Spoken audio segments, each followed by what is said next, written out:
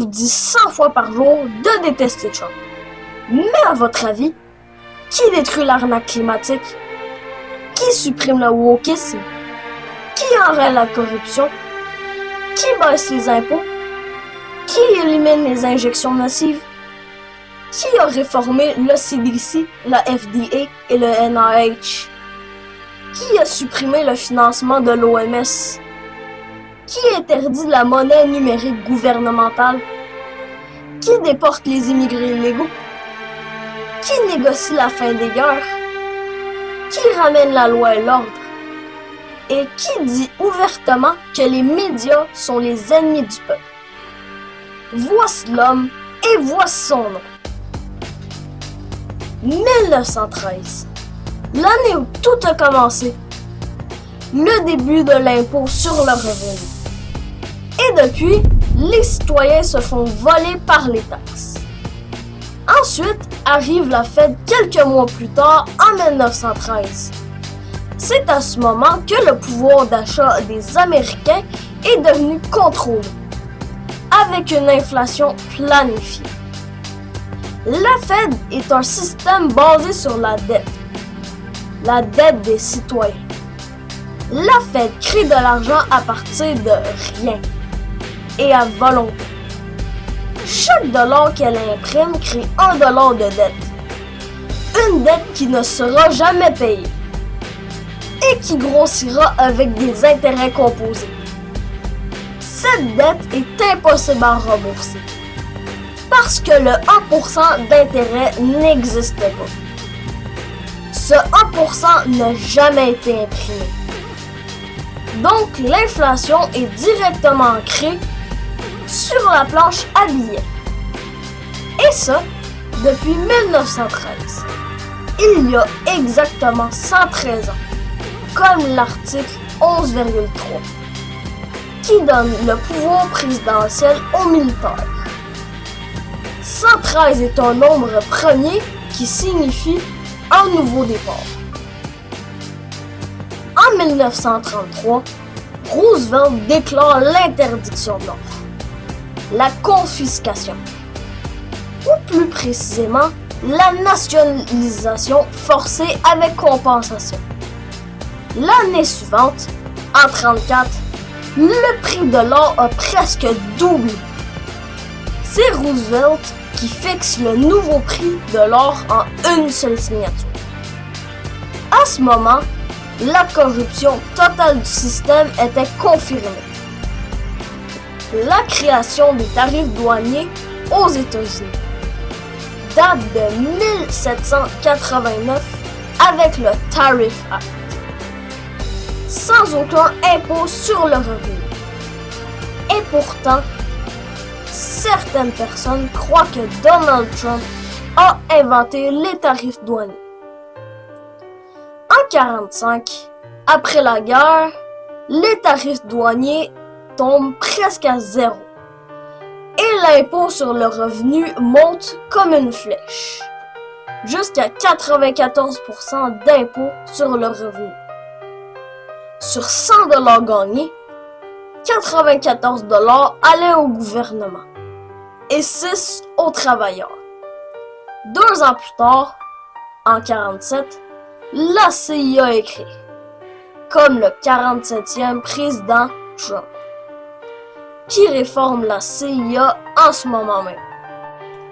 Le président Truman a créé la CIA en 1947, comme le film Le Show Truman. Un film qui prédisait la surveillance et la fausse réalité organisée par la boîte à pensée. Ce film démontrait la puissance du divertissement pour manipuler l'opinion publique. Et qui jouait le rôle de Truman? Un anti-système, Jim Carrey, qui dénonce le système depuis 2017. Il a parlé des sociétés secrètes et des obligations vaccinales. Pas en 2021, en 2017. Ce n'est pas un hasard. Revenons un instant sur l'affiche officielle. du film Le Show de Truman. On voit d'abord que c'est écrit à l'antenne et non réveillé, qui représente la masse dormante et continue. Ensuite, on voit que c'est écrit jour 10 909. Et si on additionne ce chiffre à la date de sortie du film, le 5 juin 1998, on arrive le 17 avril 2028. Le 17 avril est une clé.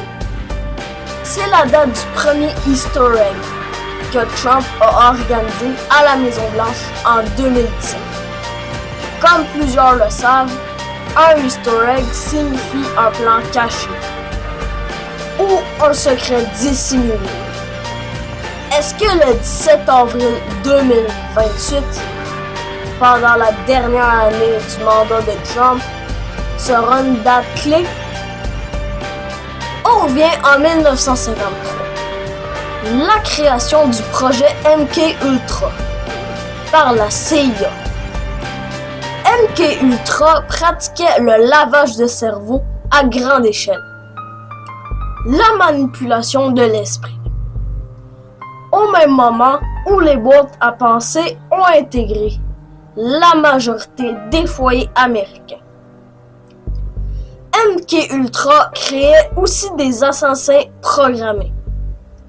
Avec un seul mot-clé, il pouvait activer des agents dormants et les mettre en mode robot tueur. 1963.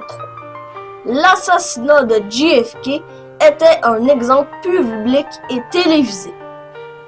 Le présumé tueur de JFK, Lee Harvey Oswald, n'avait aucun souvenir des événements. C'était un message clair. Si vous dites la vérité, on s'occupera de vous. Peu importe qui vous êtes. Et tout ça orchestré par la CIA.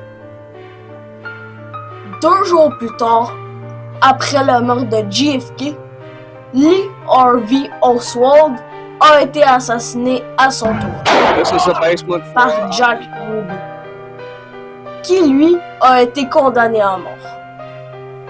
Et Ruby, en attendant sa sentence de mort, avait dit à des psychiatres en prison que le public ne connaîtra jamais la vraie histoire et que des commanditaires avaient tout organisé. Ensuite, il décède dans des circonstances étranges, avant d'avoir pu témoigner à son 2e procès. Et sa famille considère qu'il a été assassiné pour l'empêcher de dire la vérité. En 1968, le frère de JFK, Robert, a tenté de dénoncer le projet MK Ultra. Et bang! C'était l'exemple numéro 2, qui signifiait la vérité doit rester inconnue du public. En 1977, le sénateur Ted Kennedy, le frère cadet de Robert E. Jones, tous deux assassinés, préside le Church Committee sur le dossier MK Ultra. Il accuse la CIA de violation des droits humains et de manipulation mentale. En théorie, c'est à ce moment que le projet MK Ultra se termine. De nos jours, le projet MK Ultra n'est plus à l'étude. Il est sur nos grands écrans par l'intervention des médias. Il conditionne les gens à la violence. Et ce n'est plus de la simple propagande. C'est un lavage de cerveau total de la population. Et ils vous diront comment passer et qui détester. Depuis 113 ans, les élites organisent des guerres, nous vendent des vaccins nocifs, contrôlent l'inflation via la Fed, manipulent l'esprit des gens, empoisonnent le ciel, et tout ça sans aucune opposition. Et si quelqu'un s'oppose, il l'élimine. En 1995, un quatrième de la famille Kennedy s'attaque au Deep State. Son nom, RFK Jr. En 2005, RFK Jr. accuse la CIA des meurtres de son père et de son oncle.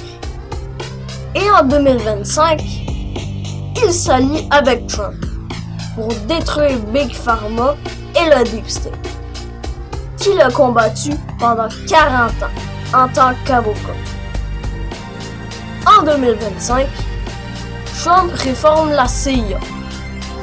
Il déclassifie des documents classés secrets depuis 1947 et dont viendront bientôt.